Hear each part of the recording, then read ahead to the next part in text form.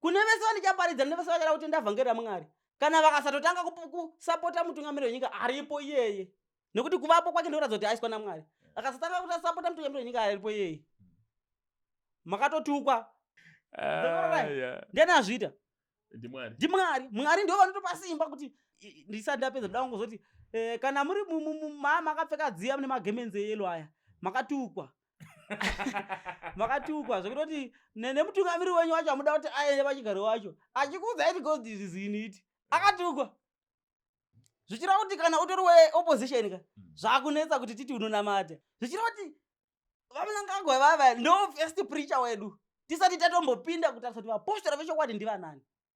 Saka just imagine kuti chechi inenge yazadzwa nema-oppositions. Ndakanzwa vandinogara navo kuDamafosi kwandaigara. Vaiti kana takutarisa nyaya uchenjeri, hapana ane uchenjeri sawa makandiwa. Saka page iroro richagaina attraction. Ragaina attraction unotsvaga mablogger anazigo ovabhadhara anazigo ma50 nema100 ekupota vachiposta tumavidhiyo futi tumwe chetepo anazigo. Saka unotomupa uchipinda mumotikari yekuhaya omudza kuti isa caption yekuti binga isina noise anazigo. Panopera 1 week vachikuposta anazigo uchiita sekudaro. I can guarantee you that within 2 months unongo wine a minimum of 80,000 followers on social media. Lokubatikadare anazigo. Ladies and gentlemen, tadzoka zvekare naApostle Trevor King. The last time that we had their induction episode, people loved it. Vamwe vaiidawo zviri negative pakuti vaishoropodza chaizvo vakati munhu kungoverenga bhaibheri mbiri hana kutoti ndazarurirwa. Vamwe ndo vaiti zvekutaurwa nemurume uyu zvinonzwisisika.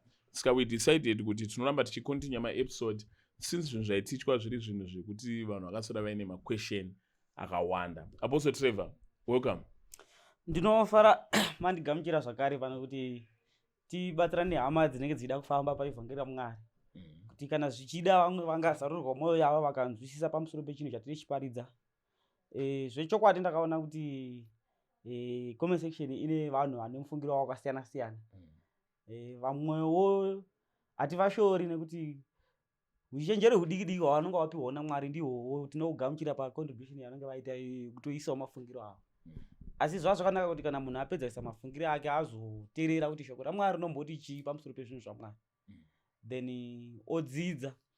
Asi patakatsanangura last time patakabata nyaya chii ndakaona kuti takatangira kumakata ezvinhu. Taifanira kunge takatangira kuzasi tichikwira kuti vanhu kana vachinge vanzwa vazoziva zvazvinoreva step by step tisati tangotangira kumusoro. Saka nhasi ndofunga kuti tichange tine nguva yakanaka kutsanangura pamusoro pezvinhu zvadakanga taintroduce last time patanga tiri pano. Ndinokutendai. Alright, togamuchirai. Ndanda kutangira apa pakuti Apostle Trevor King tanichimbotaura tisati tatanga interview inoyi kuti zita iri ndorekuberekwa here kana kuti kuna na Prophet Arthur Huggins ana Prophet Uberi Angel ana Prophet T Freddy mazita anetanga ne Shine. Pastor Chris imi mukati handingambonzi Apostle Trevor Sandawana. Ndo zita renyere Apostle Trevor King. Ya Trevor King ndo zita rangu ndori pa birth ndori pachitupa. Ndori ndiri pama documents esandoshandisa. Tingangoti ndekwakabva rudzi kwakakonzera kuti zita rizenge riri chirungu. Saka ndiroro chairo. Rudzi rwakabva kupi? The origins from South Africa. Varungu vakauya vaya vachipamba muZimbabwe. Ndivo vakaitawo vana munomo vavo vachiberekawo kusvika tazosvikawo pa generation yatiri nei. Saka tokona kutrace rudzi rwenyu tikatodzokera kunana Queen kuEngland. Breakdown iri maybe pane vakabva kuSouth Africa. Asi vakazobva kuScotland vacho vanozivikanwa from history yemhuri yese. Mumagroups unotoona vachitsanangura stage by stage kuti vabva panani magenerations mashoma from kune vakabva kuSouth Africa. Alright, tisatapinda munyaya dzatoda kudiscussa nhasi. Palast episode pane zvimwe zvinhu zvakatibatei vanhu. Chekutanga nyaya yeaccident yekuchitungwiza 17. Vanhu vakanzwa kunge muri kuti vanhu vafa because Mwari ndiye asarudza kuti ndavafe nguva yavo yange yakwana. Zvakatange muri insensitive or musiri kutange musiri kuita hanya nerufu munongoti aiwa nguva yacho inenge yatokwana mukaona panoitika accident yakadai zvikutoreva kuti nguva yakwana Mwari ndiye atokonzeresa izvo. Ya ndizvozvo. Ndakabata inini nyaya dzandakabata last time ndichida kuedza kutsanangura nyaya yerufu. Ndikabudisa kuti hakuna rufu runomuka rwakanzi rufu rwaitika Mwari vasina kuziva, kana kuti rufu rwaitika Mwari vasina kutendeka. Ngatingoti overall pazvinhu zvese zvinoitika pasi pezuva hakuna chimwe chete chinoitika chekuti kana chaitika Mwari vanosara vasina kuchiziva kuti chinhu ichocho chaitika. Saka rufu Mwari ndo vanototara. Pauro ashumira kuna Mabasa chapter 17 ndiye akatoti Mwari ndo vanopa nguva nemugumo yekurarama kwavanhu, ndiyo anopa mavambo ekuti munhu ngaave aripo panyika, ndo vanotaura futi mugumo wekuti munhu uyu zvaararama panyika achafa musi wakati nenguva dzakati. Ko Bhaibheri parinenge ichitaura kuti the thief comes to steal, kill and destroy, but I have come to give life and life more abundantly. Ya tsamba iyoyo yaiva referred to nyaya dzemweya. Satan ndiye akauya mugadheni ndobva asvika kubva mukadzi muchandiregerera voice rangu takanga tiri parusike last weekend datine outreach saka kwakusina maiki tairova manual. Saka Satan ndiye akapinda mugadheni. Satan apinda mugadheni ndobva auya ndobva aba zvechokwadi akatouraya zvekuti vaiva mugadheni pavakabuda vachifamba vakatoti shoko raMwari ndere kunyeba rekunzi tichafa, asi vanga vasingatozivi kuti vatofa panyama. Saka Satan ndiye akauraya, ndiye akauya kunoba. Kristu achizouya haauyi kunouraya pamweya, anouraya paupenyu pamweya. Ndo vhangeri zvaraireva izvozvo, rakanga risingarevi zvinhu zvenyama zvokuti tikazvitarisa nemaso enyama tobva tati Mwari Satani vakati Mwari akatoti Satani ndiye anouya kuuraya, saka tiri kupedzwa naSatani. Alright, saka pamaaccident ari kuitika ari kutirwadza chaizvo uro ndufu dzikuitika dzikutirwadza chaizvo, ndiani ari kuuraya vanhu, Mwari or diabolos? Tikatarisa Satani haana authority yekuti anomuka akatoti ndakuda kupatrola inini, ndakuda kuti vachipatrola manheru ndimbobata. Otomuka Satani otopfeka ngwanda rake oto ndakuenda musango unobata. Haagoni kudaroko. Zvinhu zvese zviri under authority yaMwari. Mwari achita denga nenyika akanga achiita zvese nekuda kwake. Apedza kuita chimwe nechimwe chaaita aiti ndaita chinhu chakanaka kwazvo.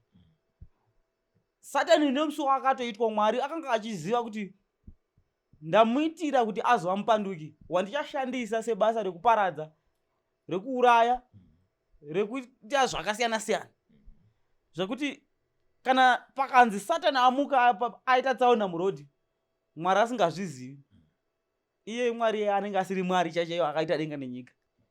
Mwari ndo vanopa authority kuna Satani. Tarisa nyaya yaJob, ndiye anoti ndakutendera famba. Tarisa nyaya yaPetros na Kristu. Kristu auda kunorovererwa. Kristu anototi kuna Petros ndatendera muchindo yenyika ino kuti ambokuedza kwenguva diki, ambokusvina.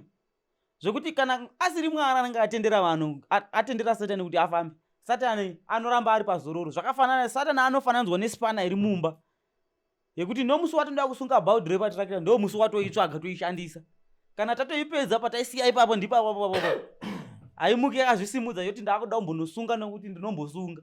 Saka tinozonamata sei kuna Mwari kana Mwari ari iye mwene futi wezvinhu izvi, Mwari ndiye ari kukonzeresa matambudziko aya. Tonamata futi kwaari kuti Mwari tokumbira kuti maaccident asaitike murodhi umo.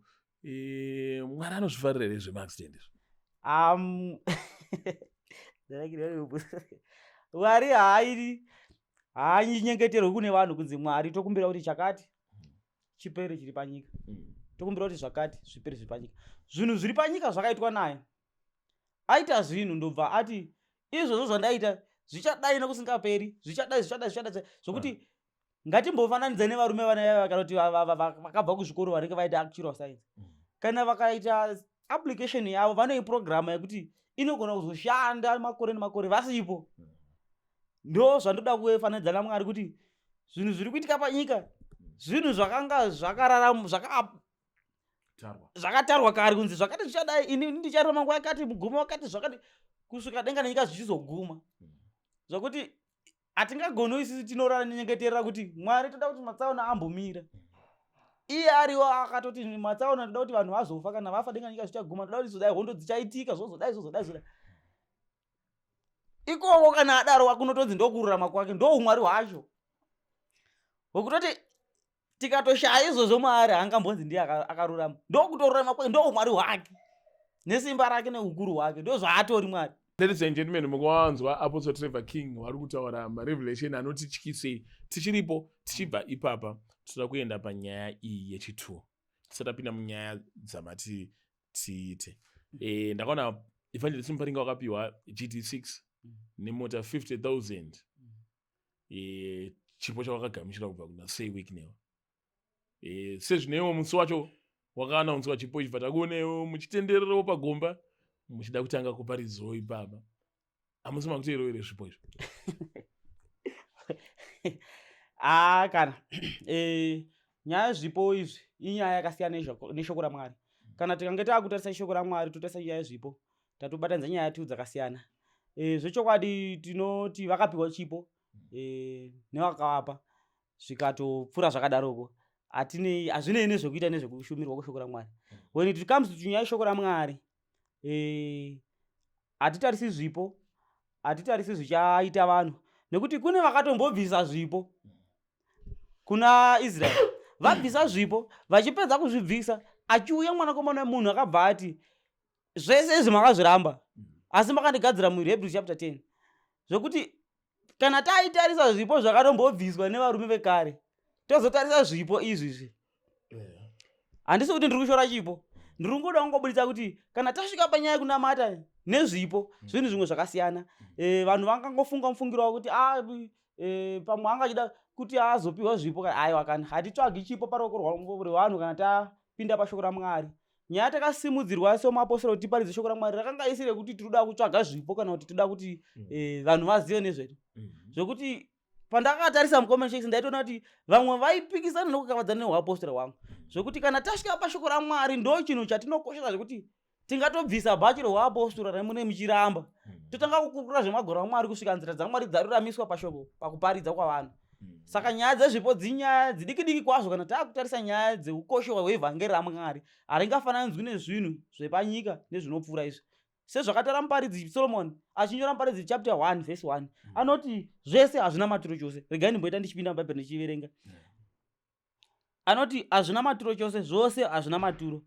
Zvokuti vanhu vazhinji vakutoti kutya kana kutaura pasocial media vachiti ndikataura kana ndikanzi ndataura ndichisimbisa nhingi ndinozonzi ndirikuda zvipo. Ndakamboona imwe komedi vakakomendwa mukomazika uchinzi iwo wakuda mota.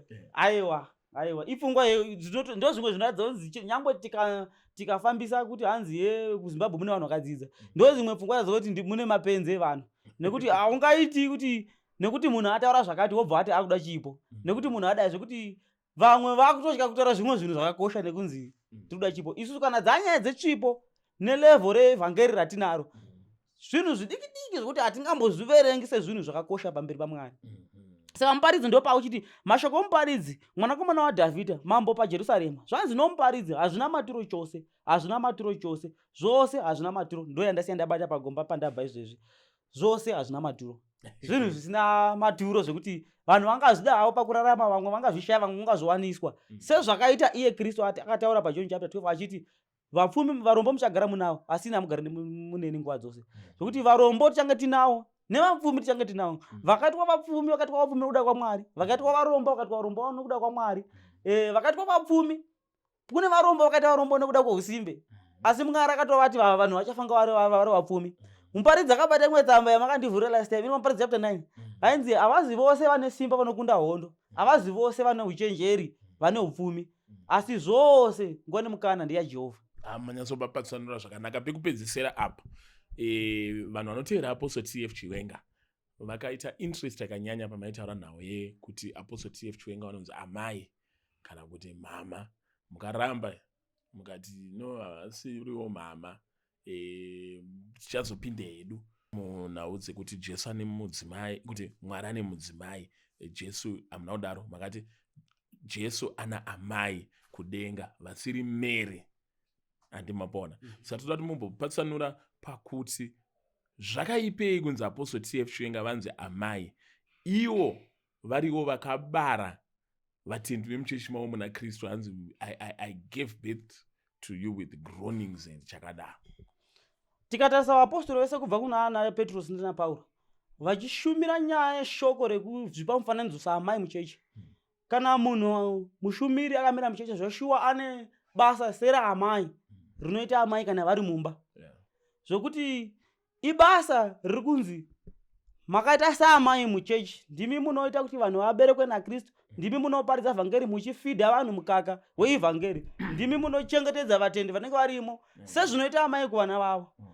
Hazvirevi kuti tinogona kuti kana tadaroko tobva tati Mwari kana kugadza mabasa avanogadza vanhu kuti vapinde muThe Body of Christ vaparidze, angatogadza vamwe vanondonzi vana amai. Hazvirevi izvozvo. Hazvirevi futi kuti tingatoti kana pachechi ngatisimuke tigadze vanhu tobva tati vada kuita vana amai panapa ndiani. Hazvirevi izvozvo. Mushumira nebasa rekuva saamai mukereke. Zvakafanana neupristi. 1 Petro chapter 2. Mupristi umwe chete watinoziva kupedzisira ndiKristu. Kristu seari mupristi akanomira pamberi paMwari nezvipiriso. Akanomira pamberi paMwari segwai achinzi ndiye mupristi wokupedzisira ndorudzi naMerikizedheki. Hatigoni isusu kana tikatasa Petro chapter 2. Unonzwa akuti pa verse 5.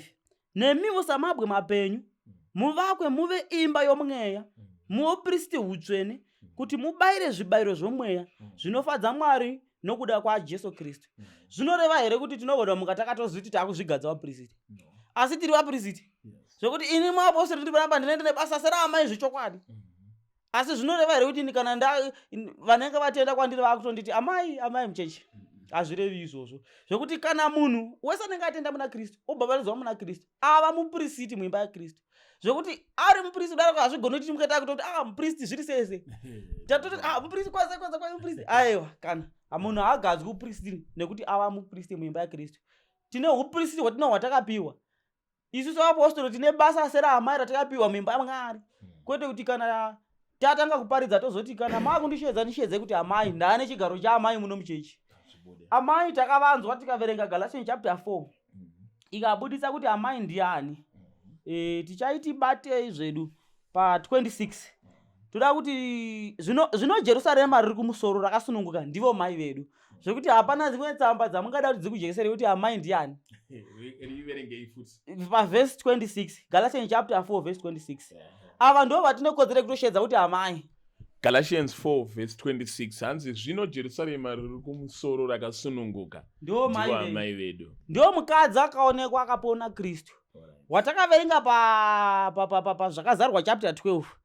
Muri ipapa ndatibva tachitongofamba tichipinda last sermon maperero ayakaita because taitaura about muviri waKristu. Saka handizivi kuti muchapavhenganisa sei kuti mubva masvika munyaya iyoyo. Bandafarira Galatians 4 verse 26. Verse 20 hanzi zvino Jerusalema rakasununguka riri kumusoro ndivo mai vedu. Saka kana mai tanzi ndivo mai vedu, aida akati kana apostori vaya vatichatuma vaparidzawo kwamuri Kristu aida akadaro kuti ndivana mai venyu vaitefuta na mai, but takapiwa specifically nemupostori chaiche kuti tine Jerusalema kumusoro ndo amai. Jerusalema racho riri kumusoro ndo mukadzi akapona Kristu Jesu pamwe. Ndo ari kunzi zvino kudenga kwakaonekwa chiratidzo chikuru. Ndiye mukadzi akapona Kristu Jesu. Asiri yeMary. Kwete pamweya. Mary akamupona panyama kurudzi rwaJudha. Asi pamweya akaponwa nemukadzi uyu. Zvokuti pari kunzi zvino kudenga kwakaonekwa chimwe chiratidzo. Zvinhu zvakanga zvaitika pa kudenga. Zvokuti zvichizouya panyika zvichizoitika paya. Zvakanga nyaya dzacho dzese dzekuponwa kwaKristu chese dzapera kudenga nekutobayiwa kwegwayana. Rara tobayiwa kare kudenga. Patoitwa chipiriso kare kudenga. Zvokuti ichi chamakazoona chiuya chizourayiwa zvakuzaswa zvinhu zvakanga zvaitika kare kumusoro. Saka pari kuti kuna zvakatsara chapter 12 zvino kudenga kwakaonekwa chimwe chiratidzo ichi. Mukadzi akanga akapfeka zuva, mwedzi uri pasi petsoka dzake. Tobva taenda pa 2. Iye wakanga ane mimba akadanidzira pakupona kwake achitambudzika pakuzvara. Ipapo kudenga kwakaonekwa chimwe chiratidzo ichi, tarira shato huru tsvuku ine misoro minomwe nenyanga dzine 10 nepamusoro yayo korona nomwe. Ruminda rwayo ngatiende pa 5. Akazvara mwanakomana unozofudza marudzi ese netsvimbo yedare. Mwana wake ndokutorwa kuna Mwari. Tobva taenda kuna mapisarema chapter 110 toda kuona kuti mwana akazvarwa mwanakomana akatorwa kuna Mwari ndiani. Zvekuti vanhu vaisafana kukakavadzana neni kana tasvika panguva yekuti taakupatsanana magwaro, asi kuteerera nekuisa nzeve dzavo voziva pamusoro paMwari. Ndakaona more than 100 congregants I'm sure vazhinji vacho vakadaira zvavo vekujeremu vakakuinbox vachibvunza pamusoro pezvinhu izvi vachiti ko munotirambidzirei kuti titi amai.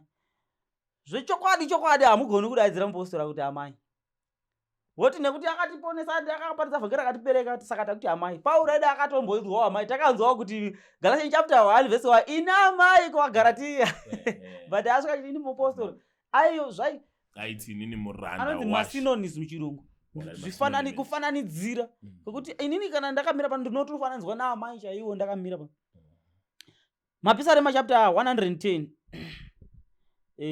verse 1. Toda kuti tijekese. Jehovha akati kuna She wangu, gara kurudyi rwangu kusvikira ndaita vavengi vako chitsiko chetsoka dzako. Kristu ndiye akatorwa ndobva agadzwa kurudyi. Ndio mwana anzi akaponwa kanzi achatonga marudzi netsvimbo yedare. Ndi Kristu anga achirehwa. Zvekuti pandakataura kuti Kristu akaponwa naamai akaberekwa naamai, pane munhu wandakaita desire kuti ndinofanira kumupindura mucomment section paodini. Akati Kristu ndiMerikizedheki. Hazvigoni kuti Kristu timuti ana amai nekuti iye ndiye akanga aripo kubva pakutanga kusvika pagumo. Akatosimudza zvekuti achipindura izvozvo aipindura zvinhu zvaakanga asingazivi zvekuti zvainhu zvaifanira kukumbira kudzidza. Aiwa tisati tasvika ipapa handiti mataura kuti pakaonekwa muchiverenga bhaibheri mukadzi anga ari muchadenga handiti achigomera mwana wacho aigomerwa ndiani? NdiKristu Jesu. Which means mukadzi there was something divine or supernatural about her. Chitsiri asi munhu wepanyika. Asi munhu wepanyika. Ndio vanzi paGalatians chapter 4:28-26. Jerusalema musono ndo mai vedu. Ndo mai vavo. Saka tiri kuti kugomera pakubarwa oro pakubara it's a result of a case yakapiwa muGenesis. Vanhu vatadza.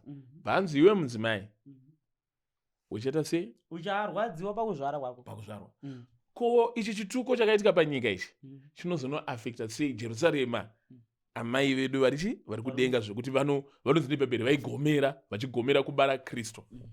Ndio pandati zvinhu zvese zviri panyika zvakazoitika kubva pana Adhamu zvakanga zvaitika kudenga zvatopera. Kuroverwa kwaKristu kwakaitika gwayana richipiwa sechipiriso. Zvakanga zvaitika kudenga zvapera kare. Saka panyama zvakuzoitika yakanga wa mufananidzo wezvinhu zvakanga zvaitika kuti vanhu vazive pamusoro pezvinhu zviri kudenga. Alright. Ngatibatei zvakazarwa chapter taifanira kunge tatanga tapedzisa tsamba but chazoidzokera mapisarema 110. Ngatibatei zvakazarwa chapter 13. Last time ndakanopa pandakapatsanura evhangeri iri ndine mashoko andisina kubuditsa zvakanaka andakakanganisa kutaura. Zvakazarwa chapter 13 paverse 8 ndo patichatangira. But kumusoro yakanga ichitaura nhau yokusimuka kwechikara rinova shoko raDhiabhorosi richiuya panyika richisimudza vaapostoro nevashumiri kuti vaparidzire vanhu pamusoro paSatani. Kana vaparidzira vanhu pamusoro paSatani vanhu vobva vatenda nhema idzodzo. Kobva kwazonzi pa8 vakatenda nhema idzodzo ndevapi? Ndio panga patiri kutangira.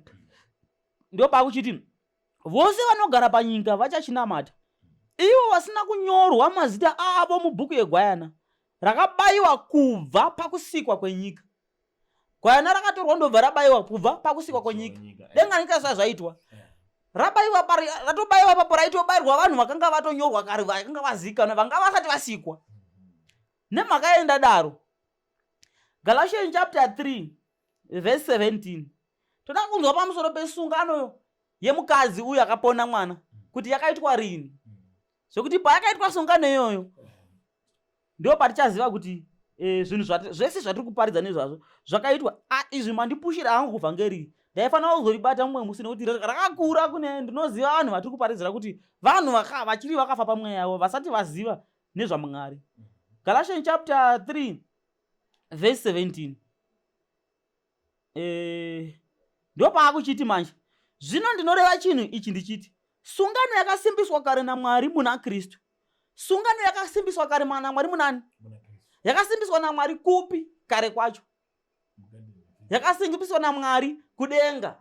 zvinhu zvakatoitika kudenga denga nenyika yacho isa zvapo nemhakaenda daro nekuti gwayana ranzi paRevelation chapter 13 rakatobayiwa kare denga nenyika kubva mukuvamba kwedenga nenyika sezvaitwa kubva kwanzi vakanyorwa mubhuku yavo mazita eupenyu vakanyorwa mazita avo mubhuku yeupenyu futi denga nenyika sezvadii vaigonyorwa sei mazita avo mubhuku yeupenyu ivo vasati vafirwa kutaura kuti chakatanga kuitika kufirwa.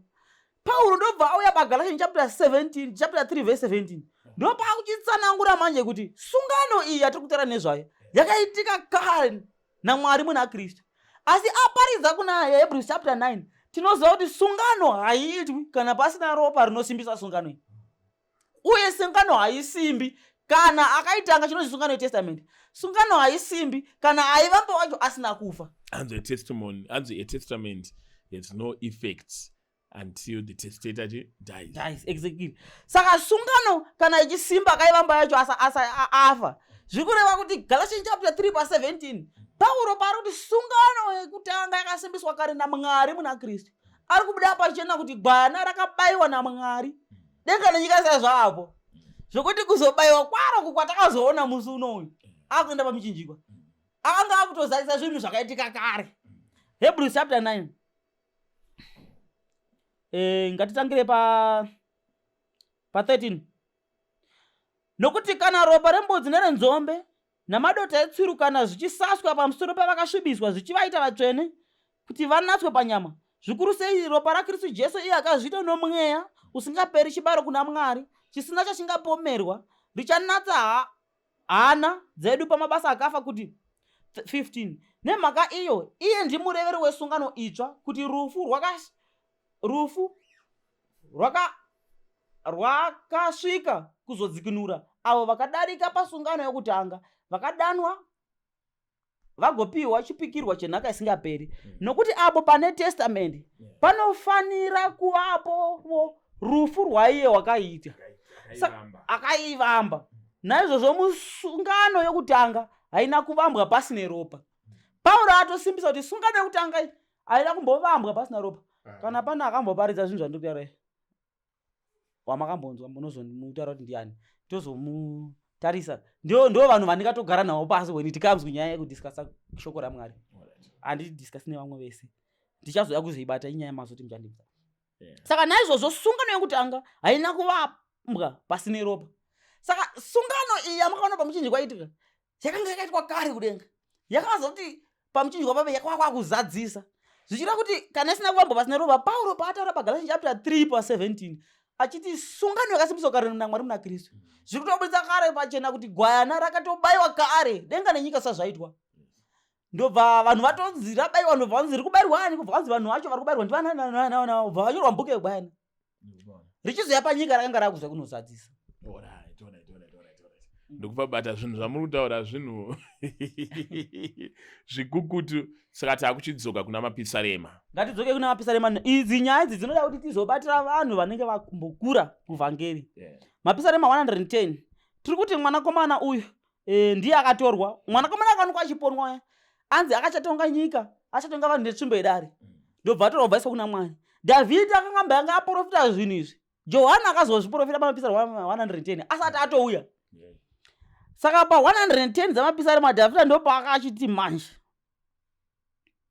toda vanhu vane moyo kudzidza kwete vanosvika vachitaura zvisina basa muconversation. Tinavo takavaona iyo mubvunzo yandipindiri toda kupindira mumwe chete. Akataura zvake achiti muri kutaura zvamusingazivi but ndichamuitira moyo murefu nekuti sevashumiri takaiswa moyo murefu matiri. Tinosvika panguva yekunzwisisa kuti vanhu vanzwisise tinofanira kuti isu tipave. Jehovha akati kuna She wangu gara kurudyi rwangu kusvikira ndaita vavengi vako chitsiko chetsoka dzako. Saka akatorwa ndobvaiswa kurudyi rwaMwari. Ariko ndiye akavamba chechi, ndiye murume wechechi akagara kurudyiso zvekuti dai asiri mupenyu chechi iyi yadai isisina simba, yadai isingasisiri pasi pemurayiro wake. Nokuti Pauro paakaverenga nyaya yemurayiro ya paRoma chapter 7 achiti murume ari pasi pemuranda wemukadzi, pasi pemurayiro wemurume wake, mukadzi ari pasi pemurayiro wemukadzi wake pamazuva ake ese upenyu hwake, kana murume wake achiri mupenyu. Handiti zvichireva kuti imimi kana mune mukadzi mukafa, mukadzi onyasunungurwa angobudisa pachena kuti mukadzi weOld Testament anova Kristu akauya panyama akafa sezvaakafa imi masunungurwa pamurayiro yese.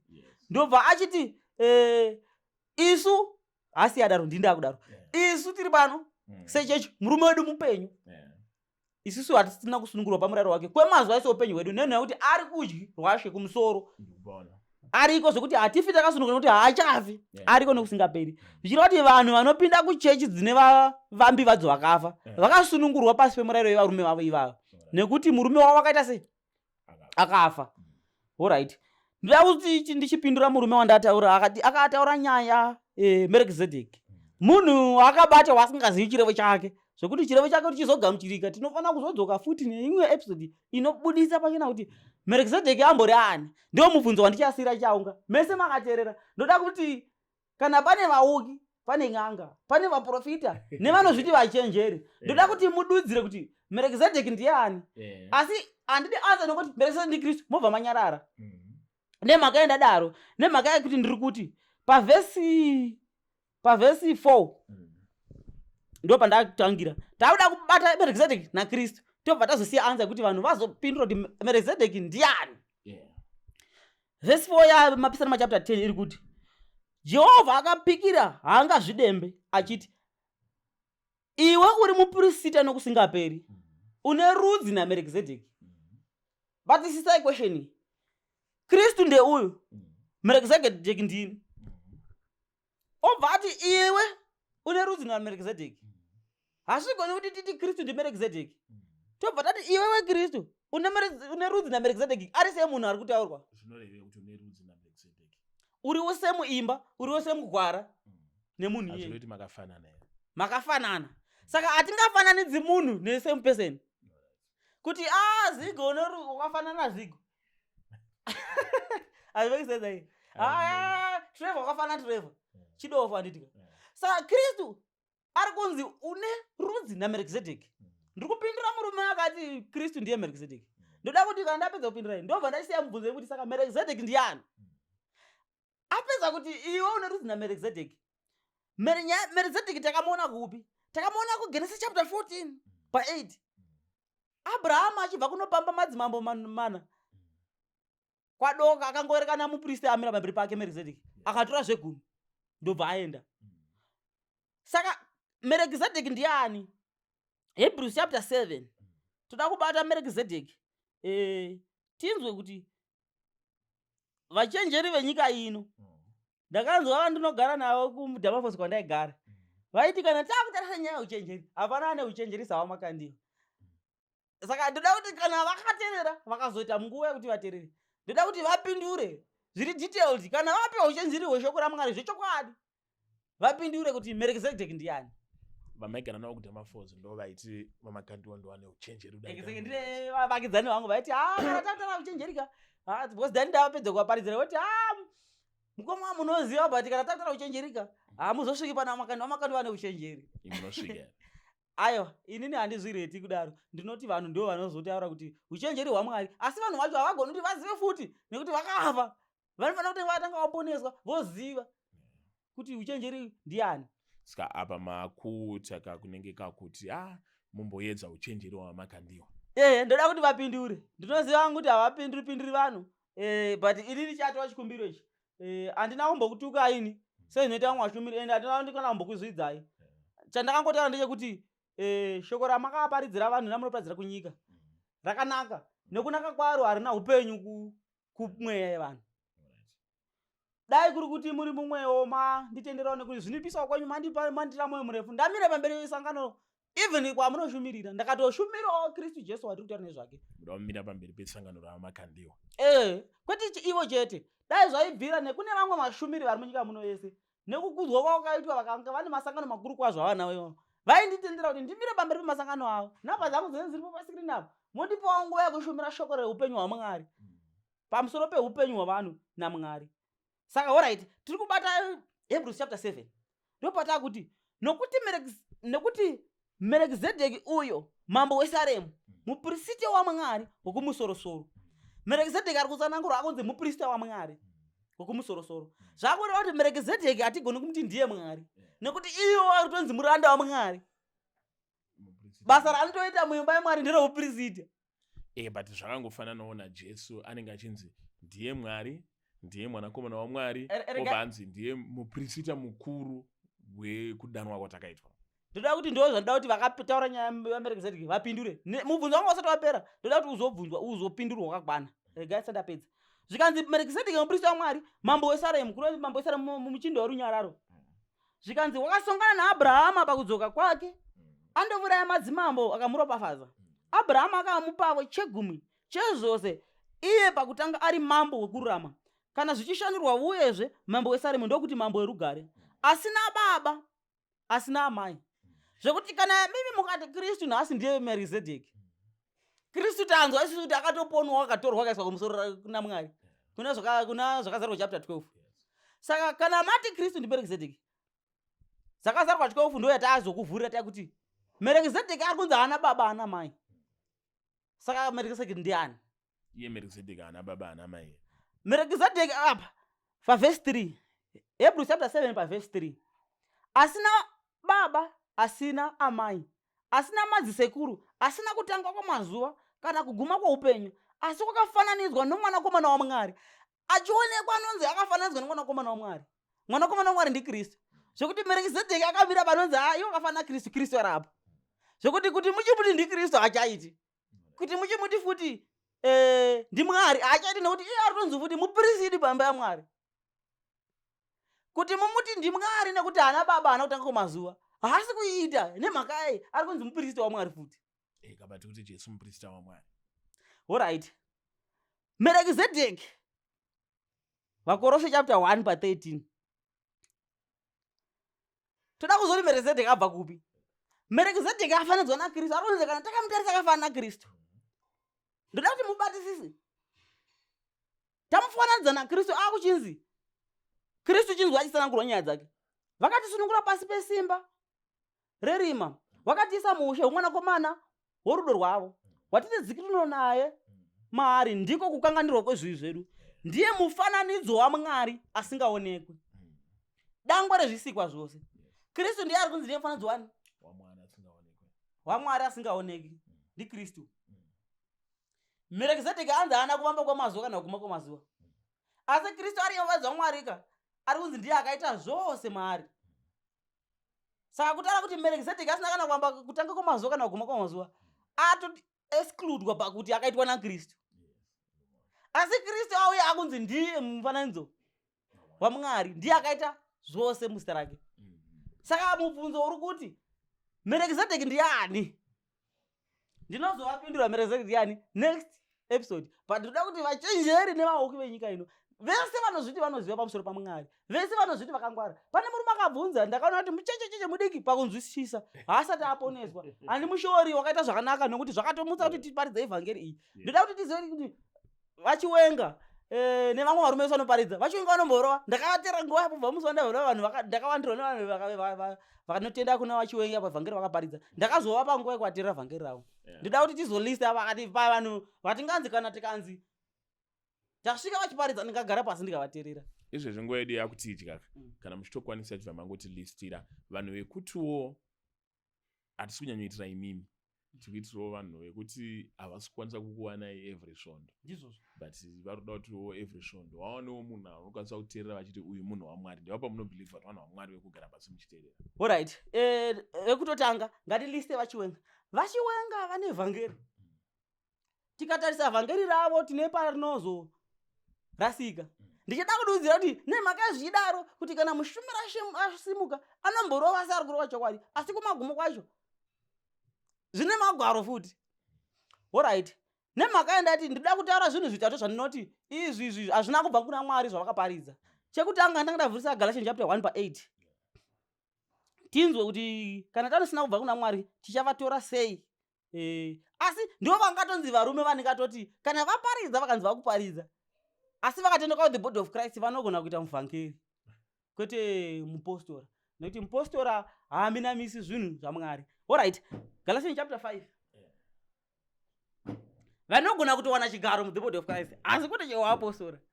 Cheuapostora havazosqualify unless vagadzirisa pazvinhu zvatava kutodoma izvi. Hanzi uri kutsvaga relevance, aiwa ndo kufunga kwenyu kwakafa handikushori mukasatofunga kufunga ikokoka mukasatofunga mufungiro iwoyo kungatonzi tingatoti Mwari akakanganisa kusika denga nenyika. Tinavo vanhu vakadaro shuwa vakatonzi tanga tinavo pakati pedu vanoti hanzi totsvaka relevance pamusoro pekutwasanzwa magwaro aMwari. Fungai vakatodaro, rambai muchidaro, ndinokukurudzirai zvinotodiwa. Galatians chapter 1 verse 8 zvikanzi naPauro, asi kunyange isu kana mutumwa unobva kudenga akakuparidzirai imwe ivhangeri inopesana neyatinokupardzirai isu, ngave wakatukwa. Zvichida kuti pavhangeri randichabatsanura randachiti ndichasimudza zvinhu zvitatu zvakapesana nevhangeri raMwari zvakaparidza vachiwenga. Vapostori havandomboisa pasaidi. Ndazvisimudza zvinhu zvitatu tikaona kuti zvatosiyana nevhangeri raMwari, hanzi ngava akaita se akatukwa. Alright. Let him be accused. Alright, exactly. Chekutanga, kana mushumiri achienda kuvashumiri kana kunyika, asvika achituka vari kunyika. Nekuti vari kunyika pakati pavo pane hwai dzaMwari dzakanyorwa mubhuku youpenyu dzinoda kuponeswa nevhangeri ratikuparidza. Kana vakasatenda vhangeri, vanhu vakasatenda vhangeri randiri kutaura, handituki, handikutuki, handina kana mose chirwa muchandona ndichiti ndinokutukirai kuti hamuna kutenda. 2 Thessalonica chapter 3. Tinoda kumbonzwa Pauro atadza kuteererwa nevanhu kuti akati chii? Akati totuka ari hama dzaramba vhangeri. Alright. Paverse 3. Asi iye ndiye akatendeka achakusimbisai nokuchengetai wakaipa. Tinokutendai muna She kuti munoita uye mucharamba muchiita izvo zvatinokurayirai. Ishe ngaaruramiswe mwoyo yenyu norudo rwaMwari nokusungirira kwaKristu. Anyora kuvaTesalonika. Zvino hama dzangu, ndinokurayirai nezita raShe wedu Jesu Kristu kuti mubve pahama imwe neimwe isingafambi netsika dzakafanira, isingateereri mirayiro yamakapiwa nesu, nokuti imi munoziva mumene kuti munofanira kutevera isu nokuti hatina kufamba netsika dzisakafanira pakati penyu. Hatina kutongodya zvokudya zvomunhu. Vari kuti hatina kutora zvipo, hatina kusvika tikati tipei zvipo tidye tisu vanhu vaMwari tisingaripi.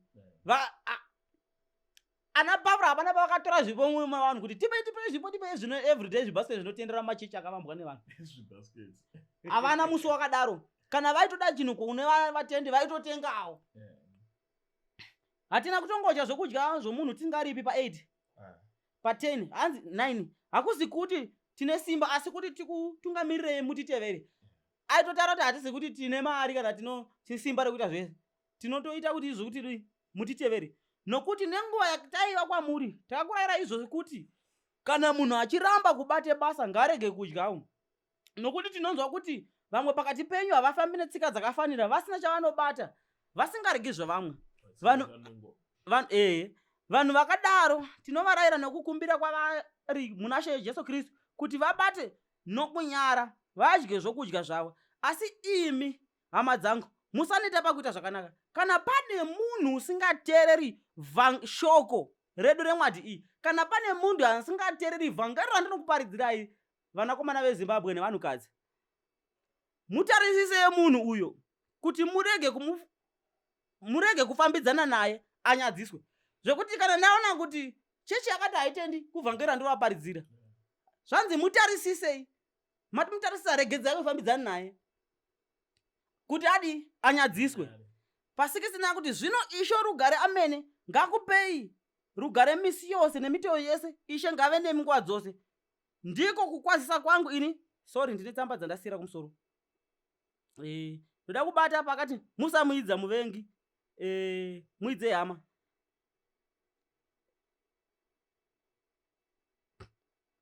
Ndajambiramo mavhesi akawanda. Kana mavhesi achitaurika nemusoro aposo munogona kungoataura. Tasaura ne3 minutes kuti tipedze. Mangotipa mumwe chete munhu waMwari. Panext episode munema kutipa vamwe vese. I believe munogona kungotipa vamwe vese izvezvi. Then panext totangira pakuti nei muchiti uyu ndo wamunofanira kutanga napo. Murume uyu anotuka vanhu vekutanga. Anotuka hama dzinofanira kunge tisvike tine mwoyo. Pauro ndo paanotsanangura. Munofanira kuiverenga paverse 15. Sorry. Kana pane munhu usingateereri shoko redu reMwari iyi, mutarisise munhu uyo kuti murege kufambidzana naye anyadziswe. Regai henyu kumuidza muvengi, asi mumurayire sehama. Zvanzi mutuke here? Aiwa, muri hama dzangu, nyangwe nemi musingateereri shoko ratinoparidza iri, tinoda kuti tikurayire muzita nomuropa raJesu munzwisise zvinoreva Mwari. Ndo vandati number 1 ichocho. vanotuka hama dzinoda kutoponeswa, hakuna mupostori. Saka vhangeri ravo rekutuka hama rapesana nevhangeri manje remumapostori, saka akuvakata sei mushumiri uyu wakatukwa. Alright, number 2, anoshora nekushoropodza vatungamiri nevakuru. Ngatiendei pana ndatichiregerai kuverenga ndatichingotaurayi vamwe vacho vamuri kutenda tikatosiya kutaura vamwe vacho tozovataura next time. Chakatokosha kutoti titotaura kuti vanhu vari kuteera munhu ari kupesana nevhangeri anofanira kunge vakatuchipeterai pana Apostle Chiwenga. 1 Timothy chapter 3 ndinochinyopetra kwari because ndakaona more than 100 vanhu vaiti tinopinda jeramo. 1 Timothy muda kuti vanyasoona kuti no. Exactly. 1 Timothy chapter 2. Naizvozvo pakutanga kwezvose ndinoreva kuti vanhu vose vakumbirirwe, vanyengetererwe, vavongererwe. Vanhu vose hakuna kunzi siyai mumwe mumwe. Ivavo vakatanga makereke vakarashika nokutanga kwamakereke ngavaidise. Ngavanyengetererwe vatungamiri venyika. Pakutanga ndobva ati madzimambo. Zvichira kuti kana utori weopposition ka zvakunetsa kuti titi unonamata. Ndinoziva kuti vamwe vachati anotsvaga mota. Handitsvagi chipo kurubva kuruoko rwomunhu nekuti kutambira chipo kwandiri hazvine nechekuita muimba yaMwari. Saka muri kana ruri opposition zvinonetsa kuti hazvichatogoni kuti unamate. Nei. Peterai vhesi renyu. Exactly. Navose vari vakuru kuti tigare norugare nokunyara pakunamata Mwari kwose nomugariro unokudzwa. Ndizvo zvakanaka zvinofadza pamberi paMwari muponesi. Zvichiroti kana utori opposition uchivenga mutungamiri wenyika uri kuita zvisingafadzi pamberi paMwari. Nemhaka yendadaro Daniel chapter 2 verse 21 Daniel anoti apiwa zviratidzo naMwari zvepamusoro pamambo zvakanga achida kuziva nazvo zvehope dzamambo. Anoti ndinokutendai Mwari kumusoro kudenga ndimunogadza madzimambo nokubvisa madzimambo. Zvichira kuti mambo kana achizonzi pachigaro akambenga kana tinoziva kuti ma-elections akatanga kuGreece. Chero mukazoti abirira ma-elections kutombowana simba racho rokutobirira iroro. Ndiani azviita? Dzokorora apa pasatombo kurwadza. Ndiani azviita? Ndimwari. Mwari ndiwo vanotopa simba kuti even akanzi abira handisi kuti wabira ndikuti chiro akanzi azobirira. Dai asiri Mwari anogadza medai musina history 37 years. 37 years andotera munodziziva. Medai musina history iyoyo. Elections akatanga nezuro paGreece. Mambo ndiye anogadzwa naMwari. Pauro achitaura vaRoma chapter 13 akuchiti munhu mumwe nomumwe ngazvise pasi pamasimba makuru nokuti hakuna simba risina kubva kuna Mwari. Iwo aripo akaiswapo naMwari. Ndiananisa Mwari masimba? Ndimwari. Sabuko mvillage mako chief. Hanzi muremekedze yeye kuti saka uyu mushumiri anovatuka manje. Hanzi naPauro ngavakadi. Hanzi angava mutumwa zvakanga achiparidza vhangeri rakapesana ndataparidzira ngavakatumwa. Iri ndo vhangeri rakaparidza naPauro handisi ini ndikuti dodzirawo zvakaparidzwa naPauro. Saka hanzi ngavakadi. Akatukwa.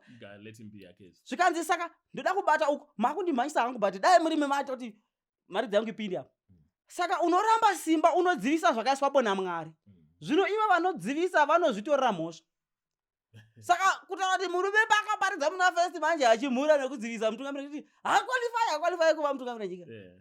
Muri kuparidzwa nemunhu akazvitorera mhosva. Handisi ini varume verengai Rome chapter 13 iyi yakajeka. Atori munhu akatotukwa. Akatukwa muri kuparidzirwa nayo. Ndizvo zvimwe zvandaiti kana imi musingazivi kunzvera mupostori kuti muzive mupostori waMwari. Imbomirai kumhanya kuti aiwa wati wamupostori zoti vanhu vanoda munhu kupfuura vhangeri. Dai vanhu vaida vhangeri vaida vachiti nhai mupostori makatukwa imeme because vhangeri rakaparidzana naPauro riri kuti aiwa chokwadi vaida kuti vhangeri rakaparidzana naPauro kuti munozvitorera mhosva. Saka mune muchiti nemutungamiri dai kuti tungamiri una Mwari. Iye Mwari achitoti murume uyu ane mhosva. Ladies and gentlemen, ndati munzwisise apa tichivhara.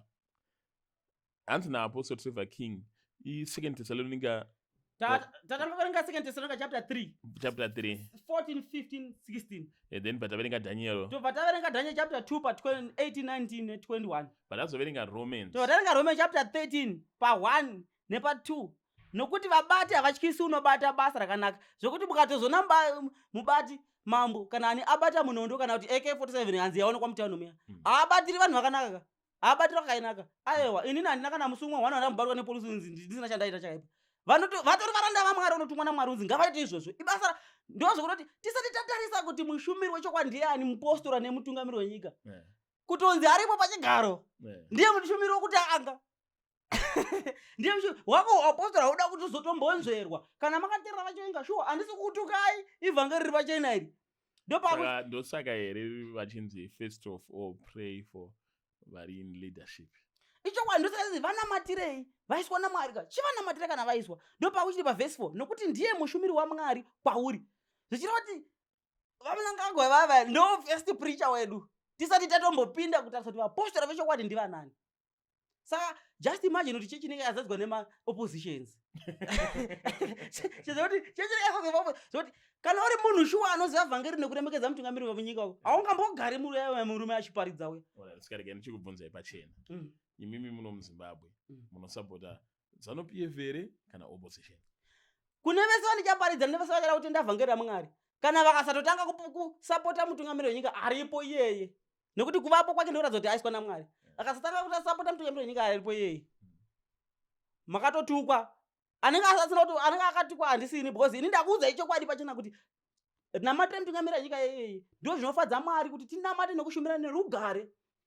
Saka Ephesians chapter 6 ndo yekupedzisira iyi inozobatawo navo vatungamiri pavhesi 5 manje kuti vatungamiri vanotariswa kunzi vaita sei. Even Kristu akabvisa uyu matex zimuro chaje zvokuti even ikaechi kuchaja ZBC iri kunetsa leredio ikatokuchaja izvokaoma zvazvya zvokuti mukatozviramba izvozvo muri kuchitorera chii zviro zvikanzi zvadhura. Vashumiri vaMwari zimura mushumiri waMwari zilara nemamwe ese mamamogeresera anoita zvekutora muchero zvokuti mukatadza kutedzera zvinhu zviyazviya kubva kwanzi mambo abata munondo. Pauro ati mambo abati munondo pasina akatofanira kuti abate munondo iwe nekuti mushumiri wani. Ephesians chapter 6 pa 5 imi varanda terei avo vari vatenzi venyu panyama nokutya nekudedera nemwoyo yakarurama muchizviita sokuna Kristu. Vatenzi vedu ndivo mutungamiriri vatungamiriri vese nyangwe nevatoshandirawo mabasa musingabati kana muchionekwa bedzi polisi isazobata nemi kana makatarisa vamapurisa muchiti kana pasvika anenge atakakudzwa ngatimbomira kutora chemuoko momwe zvekutomira kutora choko momwe zviite nyangwe musingaonekwi muchiitirani Mwari.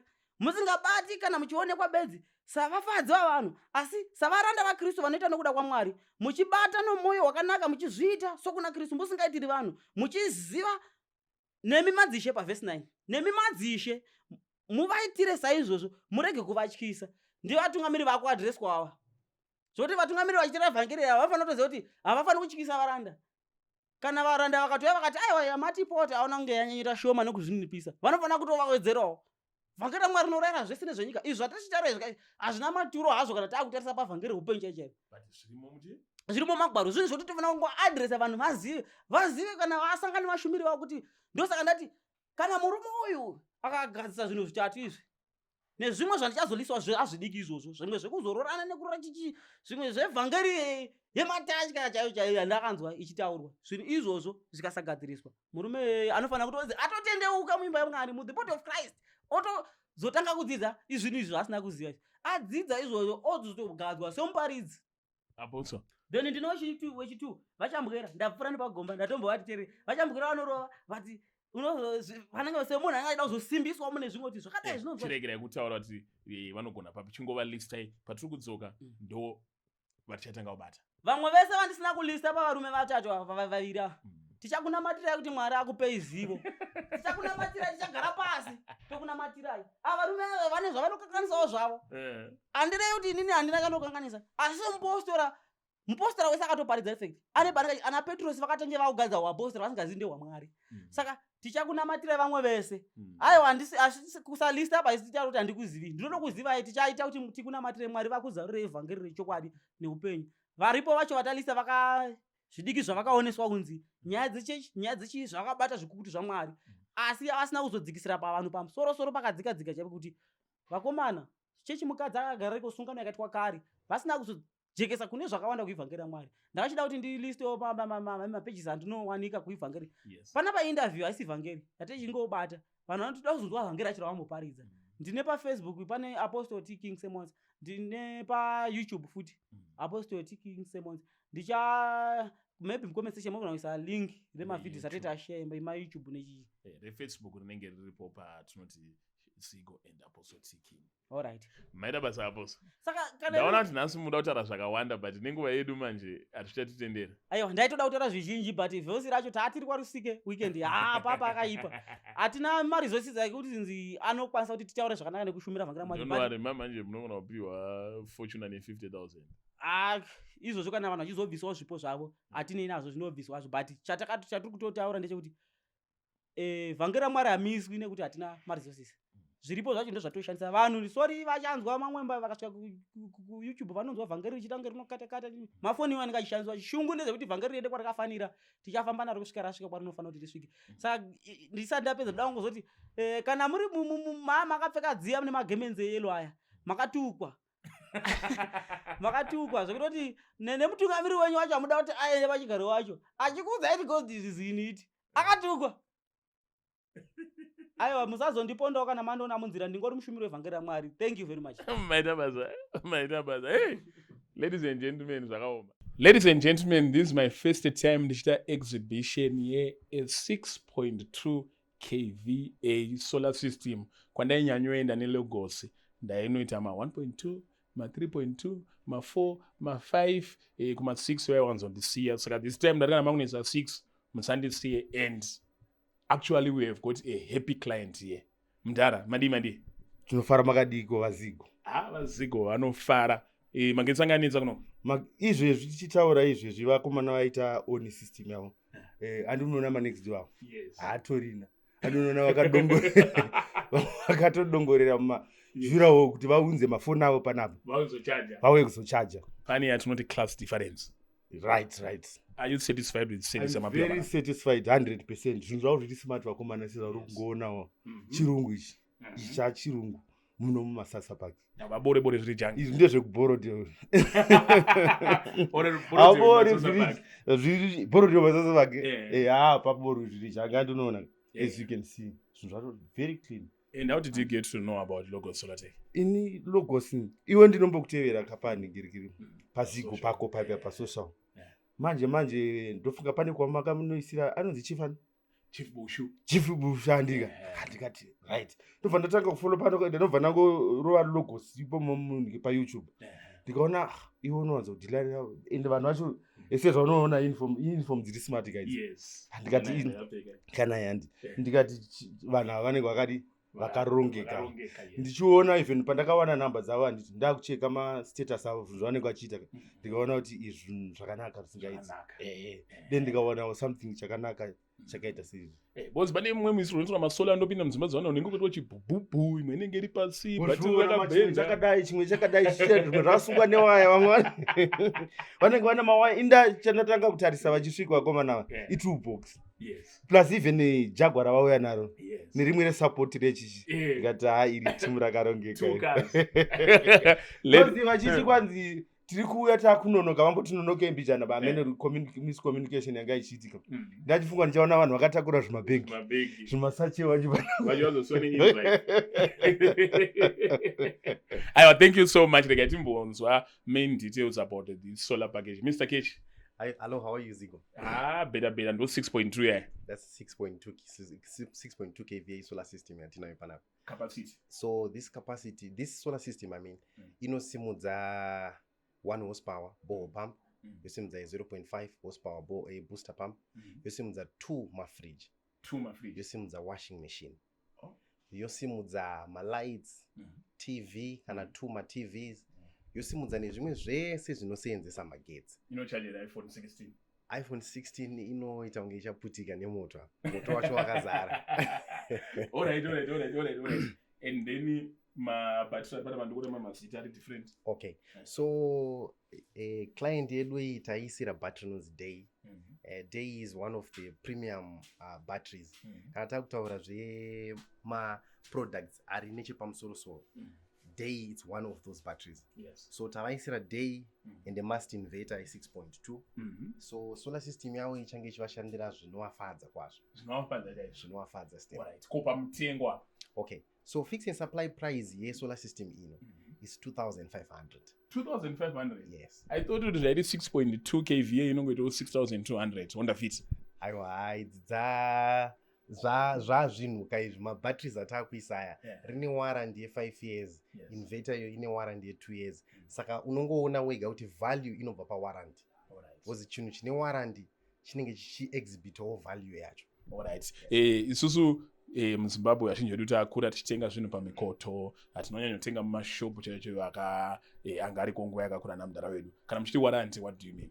Okay, so what we mean by warranty is if there is any technical effect inoitika on this thing during that time of 5 years, we as Logos Solar Tech, we can come and replace this battery.